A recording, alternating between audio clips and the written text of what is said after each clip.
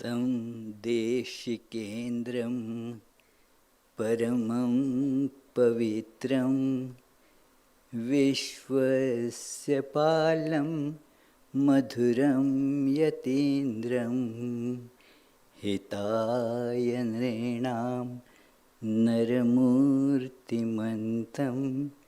विवेक आनन्दमहं नमामि. मंचाधिष्ठित श्रद्धेय स्वामी विश्वात्मानंदजी, माझे अन्य सहकारी वक्ता स्वामी प्रपत्यानंद आणि स्वामी जपसिद्धानंद, या रामकृष्ण मठ पुणेचे प्रमुख स्वामी श्रीकांतानंदजी, इथे श्रोत्यांमध्ये बसलेले सर्व जे ज्येष्ठ स्वामीजी आहेत त्यांना माझे प्रणाम आणि इतरांना माझं प्रेमपूर्वक वंदन. येथील शारदा मठाच्या संन्यासिनी आणि ब्रह्मचारिणी ज्या इथे उपस्थित आहेत त्यांनाही माझे नमस्कार आणि सर्व उपस्थित बंधू भगिनींनाही माझे अभिवादन. हा एक फार महत्त्वाचा शुभ दिन आहे. पूज्य स्वामी निरंजनानंदांचा हा जन्मदिवस आहे आणि शिवाय भारतात अनेक ठिकाणी राखी पौर्णिमा म्हणूनही हा पाळला जातो. या दिवशी या अतिशय महत्त्वाच्या अशा शैक्षणिक सांस्कृतिक संस्थेचं उद्घाटन होत आहे. तसं ह्या संस्थेच्याद्वारे जे कार्य केलं जात होतं म्हणजे आधी होतं, आता फक्त एक ती संस्था म्हणून आता ती गोष्ट वेगळी उभी राहिलेली आहे. मी इथे पुण्याच्या मठात बरेच वर्ष आहे. मला सांगितलं, आत्ताच आपण ऐकलं की गेली 3 दशकं आणखीन एक दशक त्याच्यामध्ये ॲड करावं लागेल, जोडावं लागेल. माझ्या हिशेबाप्रमाणे 1985 पासून आत्तापर्यंत म्हणजे किती दशकं झाली? 4. तर असो, तर मी बघतोय की हळूहळू नाना प्रकारच्या अशा शैक्षणिक आणि सांस्कृतिक उपक्रमांचं इथे आयोजन होत आहे. क्रमशः ते वाढत जात आहे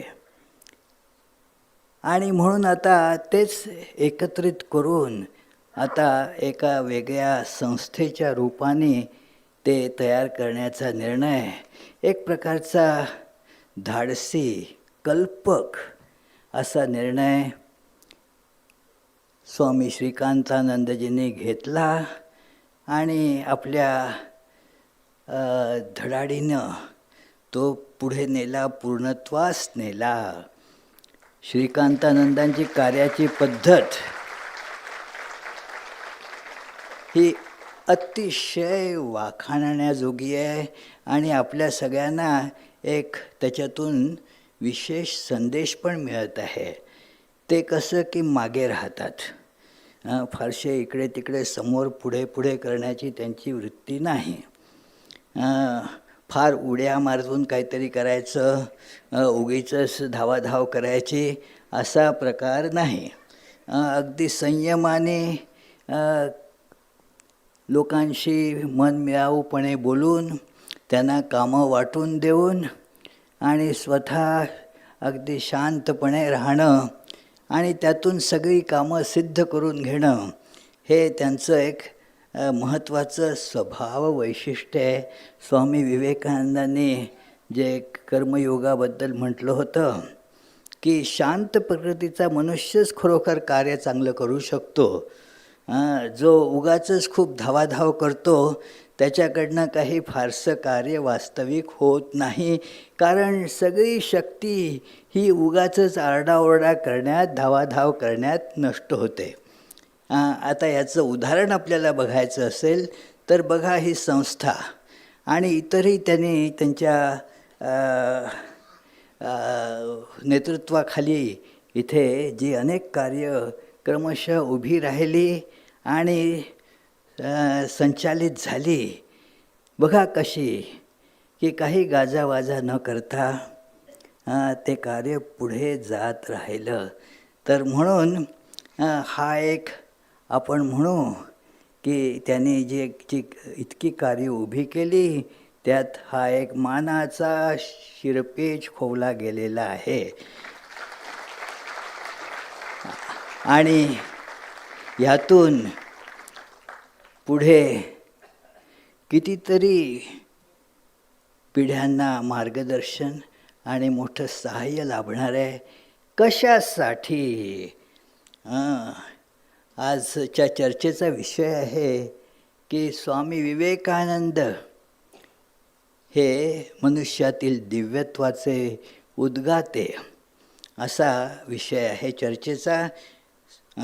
हे विवेकानंद हे त्यांचं कार्य काय होतं? एका निवेदितांना लिहिलेल्या पत्रात ते म्हणतात की माझ्या जीवनाचं ध्येय अगदी थोड्या शब्दात मांडलं जाऊ शकतं, आणि ते म्हणजे प्रत्येक व्यक्तीला त्याच्या अंतर्निहित दिव्यत्वाची जाणीव करून देणे व जीवनातील प्रत्येक कार्यात ते कसं अभिव्यक्त करायचं याबद्दल मार्गदर्शन करणे. हेच त्यांच्या जीवनाचं मुख्य किंवा असं म्हटलं तर एकमेव कार्य आहे की आपल्यापैकी प्रत्येकात हे दिव्यत्व निहित आहे. आपण भगवत स्वरूप आहोत. ते काही आपल्याला भगवत स्वरूप बाहेरनं ॲमेझॉन किंवा कुठनं ऑर्डर देऊन बोलवायचं नाही आहे. ते आपल्यात मूलतःच अवस्थित आहे. या मूलतःच आपल्यात अवस्थित असलेल्या दिव्यत्वाचा आता आविष्कार करायचा आहे. कारण ते आहे, पण जर बाहेर प्रगट नाही झालं तर त्याचा काही उपयोग नाही. म्हणून ते प्रगट झालं पाहिजे. एरवी माझ्या बँकेच्या खात्यात खूप पैसे आहेत, पण ते काही माझ्या हातात नाहीत आणि ते त्याचा उपयोग करण्यासाठी माझ्याजवळ काही दुसरं साधनही नाही आहे. त्याच्यामुळे ते जरी असले तरी त्याचा काही मला उपयोग होणं शक्य नाही आहे. म्हणून आपल्या आतमधलं जे दिव्यत्व आहे ते जेव्हा आपल्या कार्यात प्रगटित होतं तेव्हाच मग आपल्या जीवनातलं दुःख दैन्य सगळं दूर होऊ शकतं. एरवी ते शक्य होणार नाही. हे आपल्याला शिकावं लागतं. हे इतकं आपोआप घडतं असं नाही. त्याच्यासाठीच खूप प्रयत्न करावे लागतात. आणि याचंच एक नाव देता येईल ह्याला की संस्कृती. की ह्याच्याबद्दल मी एक घटना सांगतो. स्वामी विवेकानंद आणि त्यांचे शिष्य शरदचंद्र चक्रवर्ती त्यांच्या वार्तालापातली. मी अगदी त्यांचे नेमके शब्द इथे उद्धृत करीत नाही, पण शरदचंद्र चक्रवर्तींचा असा आशय होता की अरे शास्त्राने काय की सांगितलेलं आहे की सगळं सोडून आपण मुक्ती प्राप्त करण्यासाठी म्हणून धडपड केली पाहिजे.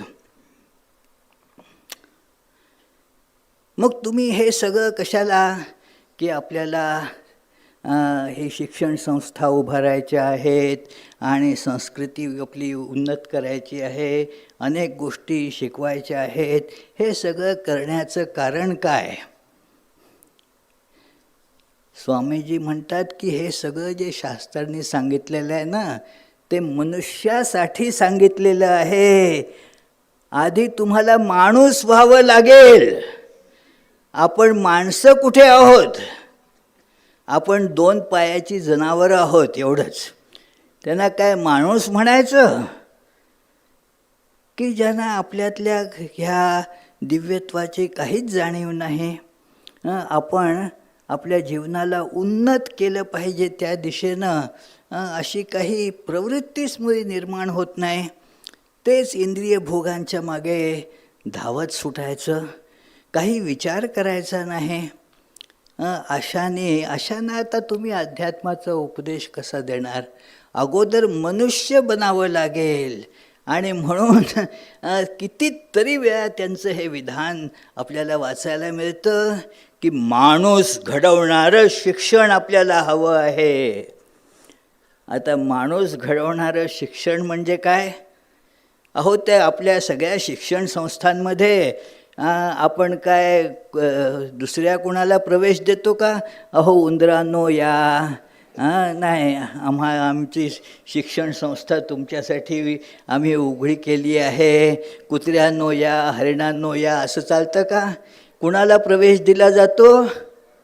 माणसांनाच प्रवेश दिला जातो. तर मग आता आणखीन माणूस घडवणारं शिक्षण म्हणजे काय? अहो, आपण आकारानं माणसं आहोत. हो, आकारानं माणसं आहोत, परंतु आपल्या जाणीवेनं, आपल्या कृतीनं काही आपण माणसासारखं वागत नाही. तर आपल्याला माणसासारखं वागायला, माणसासारखं आचरण करायला, माणसासारखं पुढे जायला जीवनात शिकावं लागणार आहे. आणि ह्याच्यासाठी संस्कृतीची आवश्यकता आहे. तर आपल्याला मी थोडंसं ह्याच्यावरती चिंतन करतो आता की मनुष्य म्हणजे काय बरं? तर एक आपल्या सगळ्यांच्या पुष्कळसं परिचयाचं असं एक ह्याच्याबद्दल एक उदाहरण घेतो शास्त्रातलं की कुंडलिनी जागरण. घाबरून जाऊ नका. हा काही जरी एक असा टेक्निकल वाटणारा शब्द असला तरी खूप साधारण असा त्याचा त्या पद्धतीने त्याला समजावून सांगितलं जाऊ शकतं की बघा, आपल्या या जाणीवेमध्ये हळूहळू उच्चतर परिवर्तन आणलं पाहिजे. जगात सगळंच काही चैतन्याने व्याप्त आहे, खरं आहे. म्हणजे ह्या खुर्चीतसुद्धा चेतन तत्व आहेच, या मायक्रोफोन्समध्ये आहे, ह्या पोडियममध्ये आहे, सगळीकडेच चेतन तत्व सोडून आणखी काहीच नाही. पण ह्या चैतन्याचा आविष्कार सगळीकडे काही एकसारखा बघायला मिळत नाही. सगळ्यामध्येच जीव आहे असं समजायचं कारण नाही की काही गोष्टी निर्जीव आहेत. पहा, श्रीरामकृष्णांना आणि ज्यांची अवस्था उन्नत झालेली आहे त्यांना ह्या सगळ्यांमध्ये जीवन दिसत होतं, कारण ते आहे म्हणूनच दिसत होतं. त्या सगळ्यांमध्ये जीव विद्यमान आहेच, आपल्याला दिसत नाही, कळत नाही, एवढंच. आता आपल्याला या दह्यात जे जंतू वळवळत असतात ते दिसतात का? दिसत असले तर कोणी दही खाल्लं असतं का? नाही. का बरं आपण आवडीनं खातो? कारण आपल्याला ते दिसत नाहीत म्हणून. पण दिसत नाही म्हणून ते नाही आहेत का? डोळ्याला सूक्ष्मदर्शक यंत्र लावा आणि बघा की तुम्हाला ते सगळे जंतू तिथे दिसतील. म्हणजे करा असं म्हणत नाही मी, कारण मग तुम्हाला दही खायची इच्छा नाही होणार. आमच्याकडे एक लहान मुलगा, तो आधी छान असा तामिळ मुलगा आहे, तर त्याला काय आधी चांगला दही भात वगैरे खायचा. त्यांचं आता असं असतं की दही भात खाल्ल्याशिवाय जेवण होत नाही, ते खायलाच पाहिजे, त्याच्याशिवाय जेवण पूर्ण होत नाही. बाकी काही तुम्ही त्यांना पुरणपोळी द्या, काही द्या, पण नाही, शेवटी दही भात हा पाहिजेच. तर तो मुलगा छान खायचा, पण मग त्याच्या त्या लहान त्या शाळेमध्ये सांगितलं त्याला की अरे, दह्यामध्ये पण असे सगळे किडे जंतू वगैरे असतात, तेव्हापासून मग आता त्याला दह्याबद्दल इतकी नावड निर्माण झाली की बिलकुल खात नाही. तर म्हणून तुम्ही ते बघायला गेलं पाहिजे असं नाही, पण असतात जंतू, आपण वाचलेलं आहे, आपल्याला त्याची जाणीव आहे. तर पण ते आपल्या डोळ्यांना दिसत नाहीत म्हणून ते आपण नाही असं म्हणायचं का? आहेत, आपल्याला दिसत नाही. तसंच ह्या सगळ्या गोष्टींमध्ये जे जीवत्व आहे त्या सगळ्या गोष्टी जिवंतच आहेत, पण त्यातलं जीवन आपल्याला समजत नाही एवढंच. बघा, माताजी आणि श्रीरामकृष्ण त्यांच्या जीवनामध्ये याचे कितीतरी उदाहरणं आहेत की त्यांना त्यातलं सगळ्यातलं जीवत्व जाणवत होतं. म्हणून श्रीरामकृष्णांना नीट शर्टाची बटणं लावताना त्रास होत असे, कारण असं त्या बटणाला असं तोडायचं, फिरवायचं वगैरे वगैरे, फार त्यांना वाटायचं की त्यांना आपण दुःख देत आहोत, कारण त्यातलं जीवत्व त्यांच्या लक्षात येत होतं, आपल्या लक्षात येत नाही. तर सांगायचं तात्पर्य इथे असं की त्या सगळ्यातलं जीवत्व आहेच, त्या सगळ्यातही चैतन्य आहेच, परंतु ते चैतन्य कसं की फारशी काही त्याच्यात चैतन्याची किंवा परमेश्वराच्या तत्वाची अभिव्यक्ती तेवढी सापडत नाही, इतकंच. आणि म्हणून ते सगळं दाखवलं जातं कुठे की कुंडलिनी तिथे आपल्या या जणू विसर्ग इंद्रियाच्या ठिकाणी आहे. म्हणजे सगळं इतकी काही जडता आहे त्याच्यामध्ये की काही त्याच्यात चैतन्याचं जणू काही अजिबात आविष्कार नाही.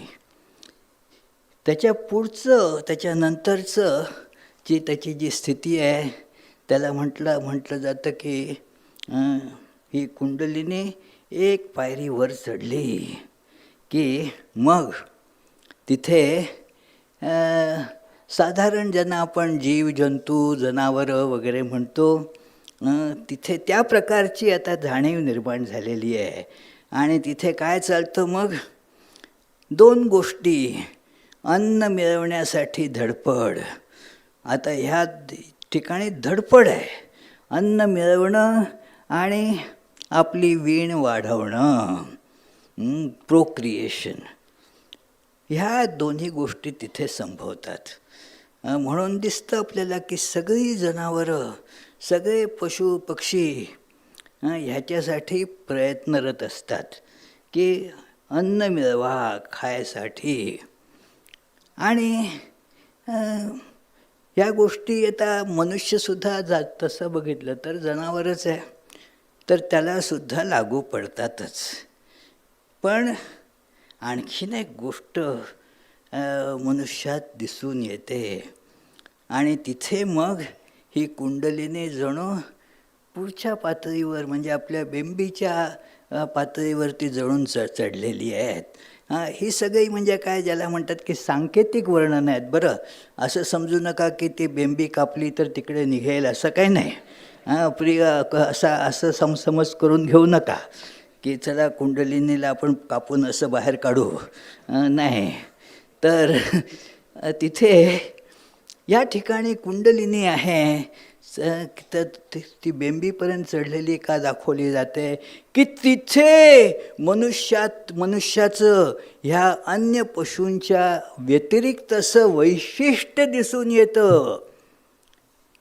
बघा किती मोठं वैशिष्ट्य आहे, ज्याच्यामुळे हे इतर प्राणी कितीतरी, त्यांच्यापैकी कितीतरी ह्या पृथ्वीवर मनुष्याच्या कितीतरी कोटी वर्ष पूर्वीपासून आहेत. मनुष्य फार तर एक साधारण 2 लाख 3 लाख अशा वर्षांपूर्वी मनुष्य इथे ह्या पृथ्वीवरती अवतीर्ण झाला. पण त्याच्यापूर्वी उंदीर आहेत, त्याच्यापूर्वी झुरळं आहेत, डास आहेत, हे सगळे आहेत. आणि आपण त्यांना काढण्याचा कितीही प्रयत्न केला तरी काही ते जात नाहीत. लक्षात घ्या, जात नाहीत. माझ्या लहानपणी, म्हणजे साधारण मी एक काही 8व्या 9व्या वर्गात होतो तेव्हा बस एक जणू काही डासांवरती रामबाण उपाय सापडला होता. DDT, आपल्यापैकी पुष्कळाने नाव ऐकलं असेल त्याचं.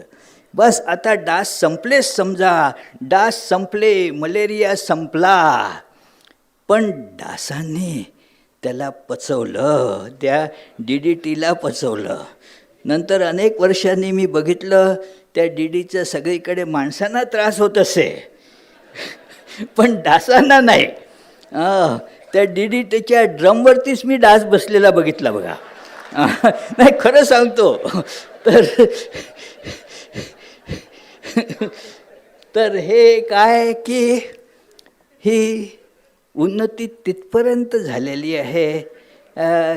तर डास म्हणून आपलं रक्षण माणसापेक्षा अधिक चांगलं करू शकतील या प्राकृतिक परिस्थितींमध्ये. माणसाचं वैशिष्ट्य काय आहे की ते डास, उंदीर, झुरळ वगैरे ते पूर्वी जसे राहत होते, समजा 50 लाख 60 लाख वर्षांपूर्वी जसं ते राहत होते, आत्ताही तसंच राहतात. उंदरं जशी बिळात पूर्वी राहायची, आता उंदीर तशाच बिळात राहतात. काही त्याने त्या बिळाला आता एअर कंडिशन बिळ वगैरे केलं का हो? काही कल्पनाही नाही आपण करू शकत. माणसं बघा हो, तुम्ही विचार करून बघा की एका त्या गुहेत जंगलात काहीतरी कसे तरी राहणारी माणसं, काहीतरी दगड बिगड घेऊन शिकार करून कसं तरी कच्चं मांस खाऊन पोट भरणारी माणसं, हळूहळू त्यांनी बाहेरच्या प्रकृतीवरती कसा विजय मिळवलेला आहे. आता माणसं कशी राहतात पहा. या सगळ्या हॉलमध्ये तुम्हाला अशी एकही गोष्ट शोधून सापडणार नाही की जी निसर्गाने जशीची तशी आणली आहे. कुठली एकही गोष्ट नाही सापडणार. जे कपडे आपण घालतो बघा की त्या कपड्याच्या निर्मितीच्या मागे हजारो वर्षांचं रसायनशास्त्र आहे. त्याच्या मागे कितीतरी मोठी ही वस्त्रोद्योग तंत्रज्ञान आहे, टेक्स्टाईल इंजिनिअरिंग आहे. किती प्रकारचं ते बनवण्यामध्ये इतक्या प्रक्रिया त्याच्यात समाविष्ट झालेल्या आहेत की आता आपण एक 400-500 रुपयांमध्ये, 1000 रुपयांमध्ये ते वस्त्र सहज विकत घेऊ शकतो. पण ते करण्यामध्ये किती गोष्टी घडलेल्या आहेत पहा. ही फुलं आपण म्हणाल की फुलं नैसर्गिक आहेत हो, नाही, ही नैसर्गिक नाहीत. म्हणजे झाडांवरती उगवलेली आहेत हे बरोबर आहे, पण ही झाडं मुद्दाम तयार करावी लागतात. ही काही आपोआप अशी तयार झालेली आहेत असं नाही. ही सगळी ज्याला म्हणतात कल्टिव्हेटेड आहेत. तशी झाडं आहेत. हे गुलाब वगैरे सगळे दिसतात, हे काही आपोआप नाही निर्माण होत निसर्गात. हे कल्टिव्हेट केलेले आहेत.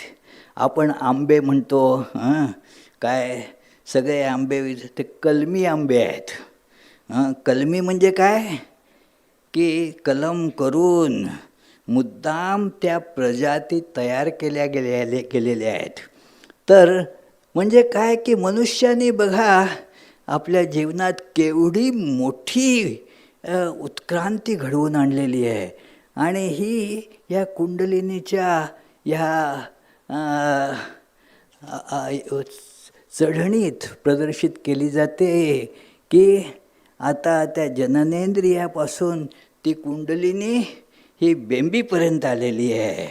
सगळं ऐश्वर आपल्याला बाहेरचं सगळं ऐश्वर ह्याच्यातून मिळतं की बघा सगळा हा एवढा सुंदर हॉल तयार झालेला आहे, एअर कंडिशन्ड. हे सगळी व्यवस्था ह्याच्यामध्ये इतकी सुंदर तयार केलेली आहे. हे कशामुळे संभव आहे? मनुष्यत्व जागृत झाल्यामुळे. जनावरांना नाही करता येत. जनावरांच्यामध्ये शिक्षण संस्था असतात का? नाही. जनावरं शिकत नाहीत काय. ते तेवढंच फक्त त्यांना येतं. ते माणसांपेक्षा अधिक चांगल्या प्रकारे येतं, मान्य आहे की म्हणून ते जास्ती काळ टिकतात. मनुष्य भांडून भांडून स्वतःचाच नाश करतात. तर पण हे जनावरं ते टिकून राहतात, पण ते शिकत नाहीत. मनुष्याचं एक वैशिष्ट्य आहे की शिकणं. म्हणून मनुष्यांमध्ये शिक्षण संस्था असतात. अगदी प्राचीन काळापासून आपण बघतो की शिक्षणाची गरज मनुष्याला नेहमीच वाटत आलेली आहे आणि त्याच्यासाठी योग्य शिक्षकाकडून ते ज्ञान प्राप्त करून घ्यायला पाहिजे आणि ते मग पुढे संक्रमित करायला पाहिजे. पुन्हा या शिक्षणाला नुसतंच एक समजून घेणं इतकीच गोष्ट नव्हती, तर त्या शिक्षणाचा उपयोग करून आपलं जीवन अधिक उन्नत करून घेणं हाही त्याच्यातला मोठा भाग होता. आणि ह्या सगळ्याला प्रयत्न करावा लागतो, धडपड करावी लागते. हे आपोआप होणारं नाही. आपण संस्कृती शब्द वापरला, त्या संस्कृती शब्दाचा जो मूळ आहे, धातू आहे त्याच्यामध्ये, तो आहे कृती. कृतीपासून संस्कृती असा शब्द तयार होतो. म्हणजे ही कृती आपण करतो, हे सगळीच माणसं कृती करत असतात. म्हणजे विचारपूर्वक कार्य करीत असतात. विचार करायचा, त्याच्या परिणामाचं चिंतन करायचं आणि त्याच्या अनुरूप कार्य करायचं. तर अशी कृती मनुष्य करीत असतात. आणि म्हणूनच आपल्या शास्त्रांमध्ये मनुष्य जन्माला कर्मयोनी म्हटलेलं आहे. इतर जे सगळे प्राणी आहेत त्यांना भोगयोनी अशी संज्ञा आहे, कारण त्यांच्यामध्ये विचारशक्ती नाही आहे. ते विचार करून त्याच्या अनुरूप कर्म करू शकत नाहीत. त्यांचं जीवन हे स्वाभाविक प्रेरणांनी इन्स्टिंक्टिव्हली संचालित होणारं जीवन आहे. तुम्ही अशी कल्पना करू शकता का की एखाद्या मांजराच्या समोर एक उंदीर आला, तर ते मांजर आता विचार करेल का की ह्याला खावं की खाऊ नये? एखादी बैठक वगैरे घेईल का की चला उंदराला खावं की खाऊ नये याच्यावरती एखादा कॉन्फरन्स अरेंज केली जाईल का मांजरांची? काही आपण कल्पना पण नाही करू शकत, कारण इन्स्टिंक्टिव्हली अगदी स्वाभाविक प्रेरणेनुसार ते मांजर त्या उंदरावरती उडी घेणार आणि त्याला खाऊन टाकणार. तर आणि म्हणून तिथे त्या प्राण्यांमध्ये पाप पुण्य ही कल्पनाही नाही आहे. कारण पाप म्हणजे त्याच्यासाठी आधी ते सदसद विवेक बुद्धी असावी लागते, की म्हणून जनावरं कधी चूक नाही करत, कधी पाप नाही करत, कधी पुण्यही नाही करत.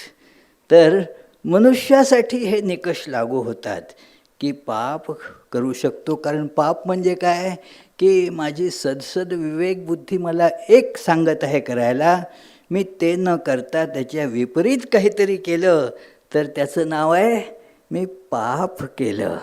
आणि आपल्याला त्याची टोचणी लागते. दुसऱ्या कोणी सांगायची गरज नाही पडत. आपल्याच लक्षात येतं की मी जे करायला पाहिजे ते केलं नाही, दुसरंच काहीतरी केलं. तर म्हणून ही गोष्ट आपण बघतो की मनुष्यांच्या जीवनातच असते की आपण चांगलं करू शकतो, वाईटही करू शकतो, पुण्य करू शकतो, पापही करू शकतो, पुढे जाऊ शकतो, मागेही येऊ शकतो. आता प्रश्न आहे, संस्कृती म्हणजे पुढे जाणे, उन्नती करून घेणे. आणि ती उन्नती जर केली नाही, जर आपली कृती ह्या दिशेने वळवली नाही, तर काय होतं? संस्कृतीच्या ऐवजी विकृती होते.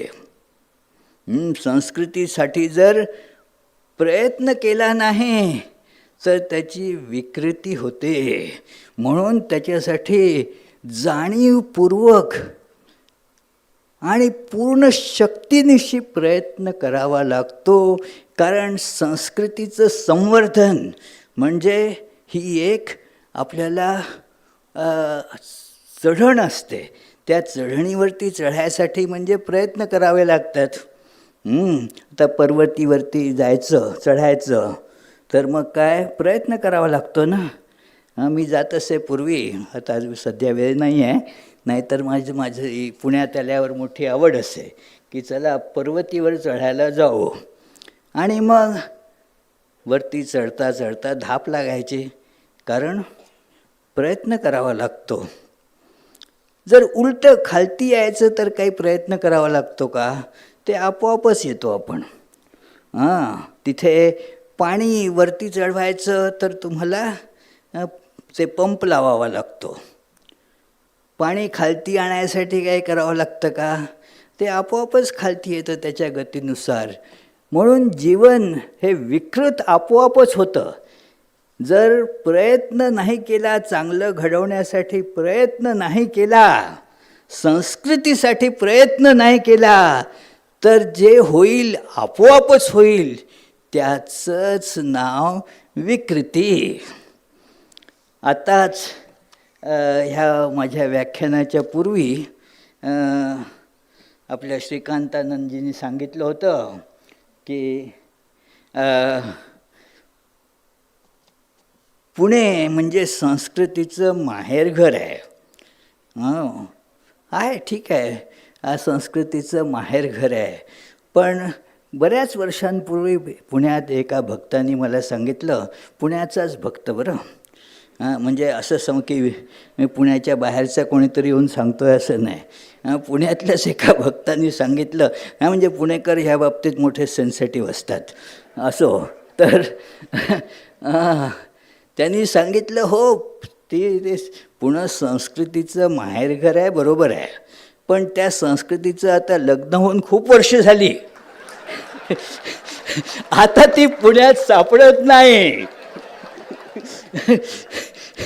त्या संस्कृतीचं लग्न होऊन खूप वर्ष होऊन गेली. आता ती क्वचित कधीमधी येते माहेरी, एवढंच. त्याच्या म्हणून इथे आता काय तुम्हाला जाणं, थोडंसं बाहेर जा, म्हणजे संस्कृती काय ते दिसते तुम्हाला इथली. फार काही ह्याच्यावरती भाष्य करायची गरज आहे असं मुळीच नाही. जरा वर्तमानपत्र पुण्यातलं उघडलं की दिसतं, वा काय छान संस्कृती आहे आपल्या इथे. मागे मी इकडे 4 महिन्यापूर्वी मार्चमध्ये जेव्हा पुण्याला आलो, तर मी पोचणार त्या दिवशी होता धुळवडीचा दिवस. तर धुळवडीच्या दिवशी काय सामान्यपणे, म्हणजे पूर्वी आता माझी जी आठवण आहे त्यात, की सगळं काही बंद असतं, लोक काय फारसं इकडे तिकडे जात नाहीत. मी आपलं तिथे विचारलं पुण्यात कोणाला की त्या दिवशी मी आलो, चालेल का? त्यामुळे या ना, चालेल, काय हरकत नाही. मी तिथे औरंगाबादला होतो त्यावेळेस विष्णुपादानंदजींना विचारलं, हो काय जा म्हणे, हल्ली काय नाही विशेष. आणि ते त्यांनी त्यांच्या विशेष पद्धतीने त्याचं कारणही सांगितलं की हल्ली काय झालं आहे म्हणे की 365 दिवसच शिमगा सुरू असतो, त्याच्यामुळे एक वेगळा दिवस त्याच्यासाठी ठेवायची काही गरज नाही राहिलेली.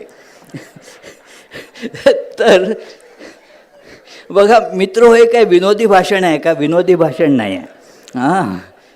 तर ही परिस्थिती मांडत आहे की बघा कसा बकालपणा वाढत आहे. काय वाटेल त्या शिव्या द्यायच्या, वाटेल तसं काय हवं ते करायचं. आता हवं ते करायचं विचार न करता. इकडे बऱ्याच वर्षांपूर्वी आपले उदय महाराज मित्रानंद ते तिकडे गेटवरती गेले होते, मी गेलो. काय झालं? नाही, गाड्या लावतात हो इकडे समोर, आपल्या दरवाजाच्या समोरच गाड्या लावत आहेत.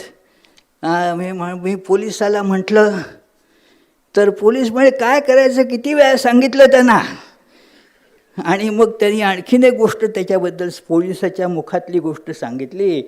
तो पोलीस म्हणाला, अहो एक वेळ पुण्यातली गटारं सुधारतील, पण पण माणसं नाही सुधारणार. तसं एकंदरीत परिस्थिती पाहता गटारं सुधारण्याची शक्यताही नाहीच आहे. त्याच्यामुळे आता माणसं सुधारण्याची शक्यता किती लांब आहे सांगा.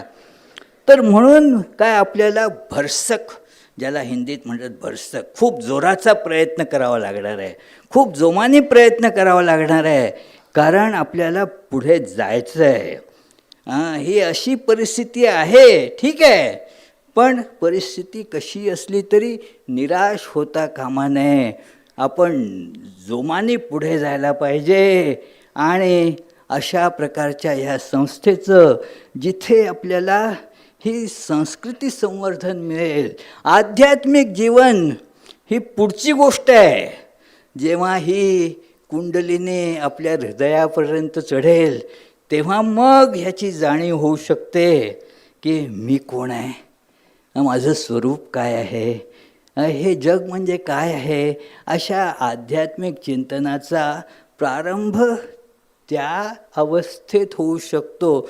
पण आधी त्याच्यासाठी काय व्हायला पाहिजे? माणूस.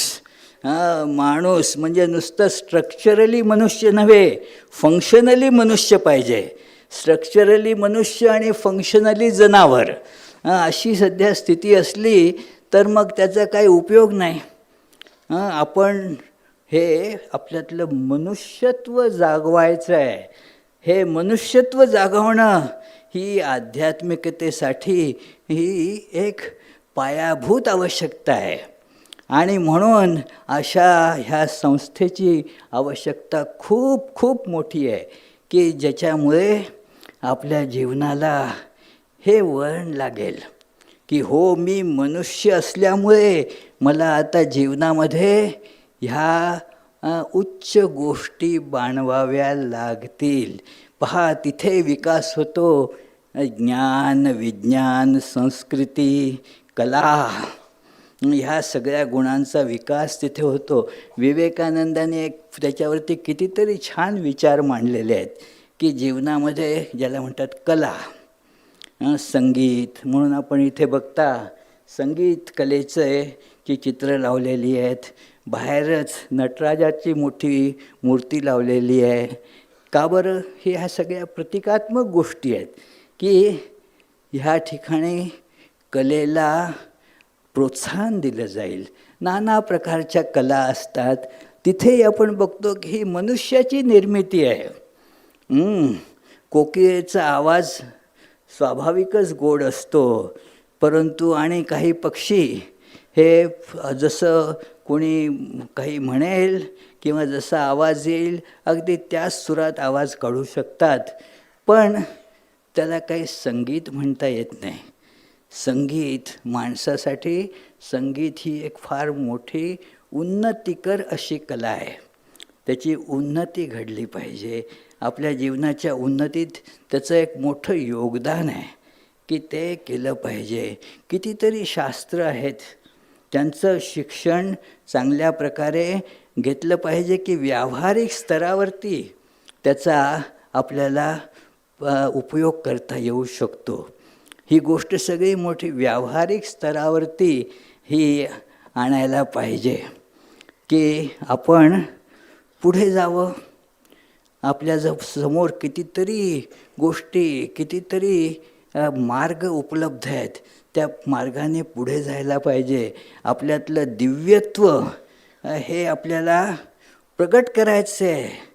पण त्याच्या आधीचा एक भाग आहे. स्वामी विवेकानंदांची ही 2 वाक्य एका पत्रामध्ये एका पाठोपाठ येतात की धर्म म्हणजे मनुष्यातील जे दिव्यत्व आहे त्याचं प्रगटीकरण. आणि त्याच्या आधीचं वाक्य आहे शिक्षण म्हणजे मनुष्यातील पूर्णत्वाचं प्रगटीकरण. आता वरकरणी बघायला वाटतं की हे दोन्ही वाक्य एकच असतील, एकच अर्थ असेल, पण मग का बरं त्यांनी अशी वेगळी मांडणी करावी?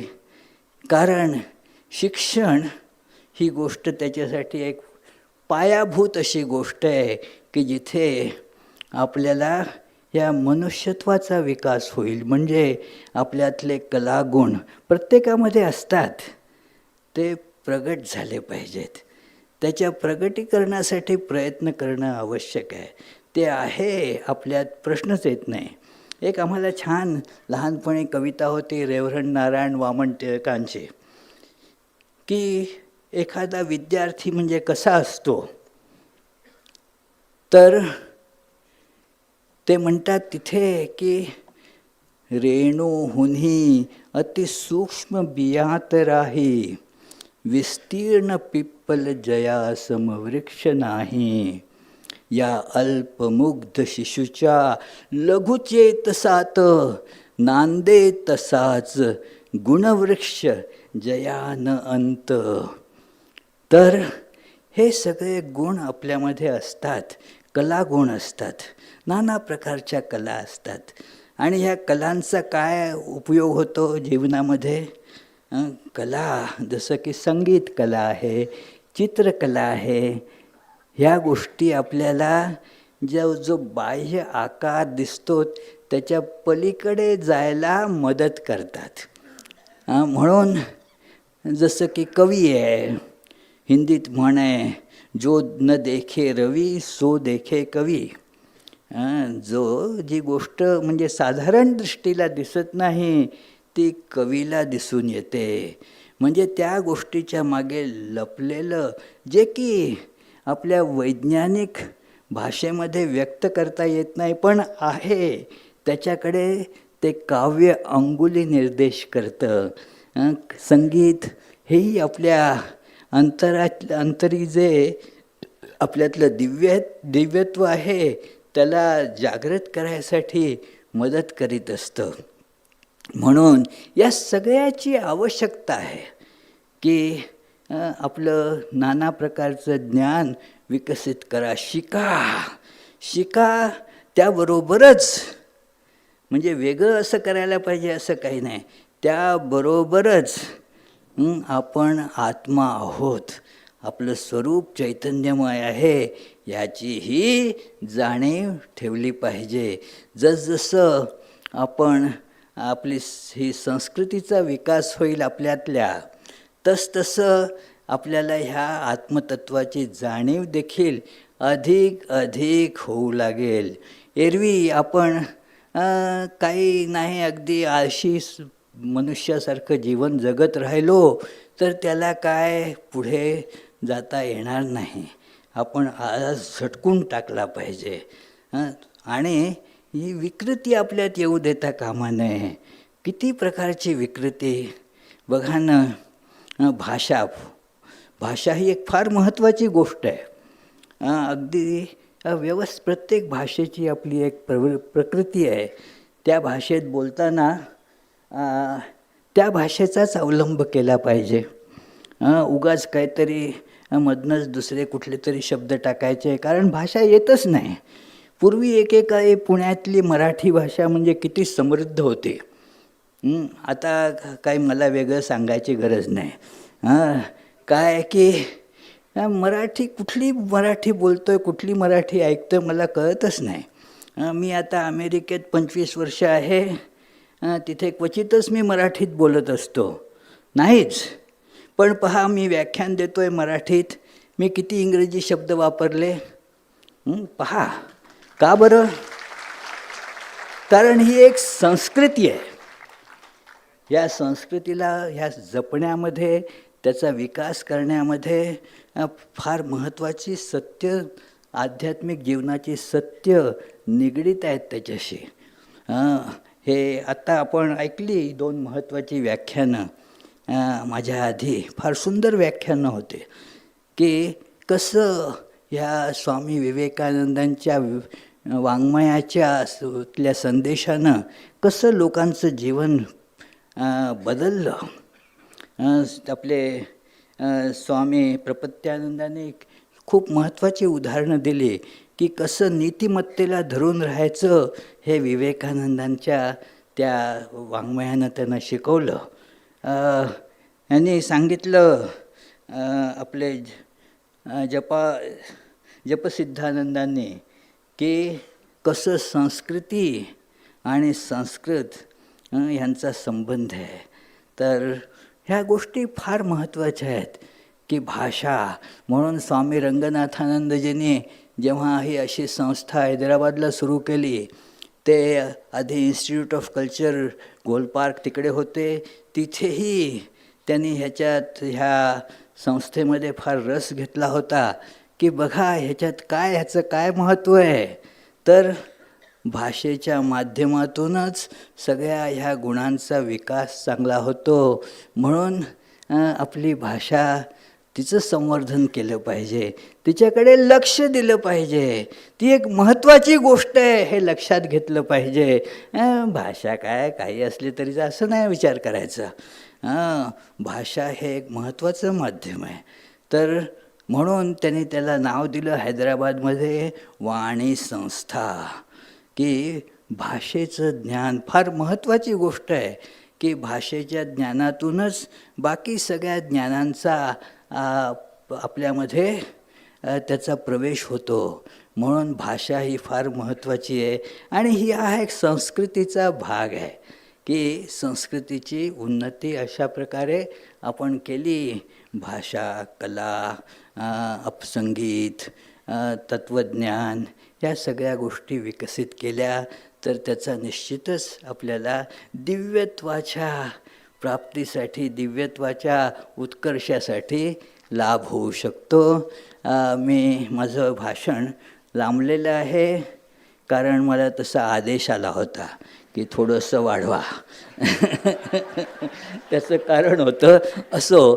तर म्हणून मी ते जास्त नाही, थोडंसं वाढवलं. आणि मी जरी विनोद करत नसलो तरी ते तुम्ही हसत होता, जाऊ द्या असो.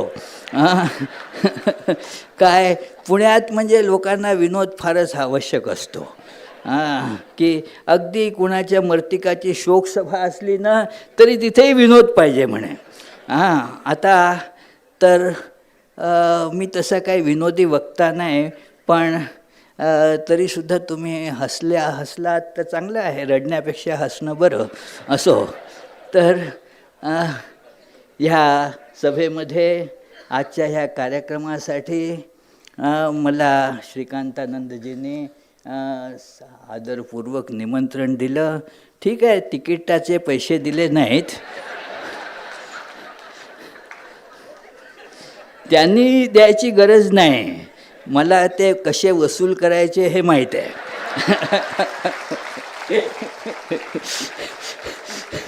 तर आणि माझा लाभ फार मोठा आहे, की ते जे काही तिकिटाचे पैसे असतील त्याच्यापेक्षा फार मोठा लाभ मला आपले परमपूज्य प्रेसिडेंट महाराज त्यांच्या दर्शनाने मिळणार आहे, त्यांच्या आशीर्वचनाने मिळणार आहे. इथे इतर इतक्या सगळ्या महानुभाव संत मंडळींचं दर्शन झालं, त्यांचे आशीर्वाद मला प्राप्त होत आहेत. आता ही काय पैशानं मोजण्याची गोष्ट आहे नाही. तुम्हा सगळ्या या भक्तांचं दर्शन होतं, ही काय आता याची कशी किंमत करणार आपण. तर मित्र हो, त्यांच्या निमंत्रणाचा मला म्हणूनच मी स्वीकार केला. त्याने दिल्याबरोबर विशेष करून प्रेसिडेंट महाराज येणार आहेत म्हटल्यावर मी नक्की ठरवलं की आपण जाऊच म्हणून. तर खूप खूप धन्यवाद महाराज. आणि सर्व साधू मंडळींना, संन्यासी मंडळींनाही माझा प्रणाम आणि धन्यवाद. आपल्या ह्या सर्व भक्त मंडळींना पुष्कळशे परिचित आहेत, पुष्कळशे अपरिचित आहेत, त्या सगळ्यांनाही माझे प्रणाम, धन्यवाद.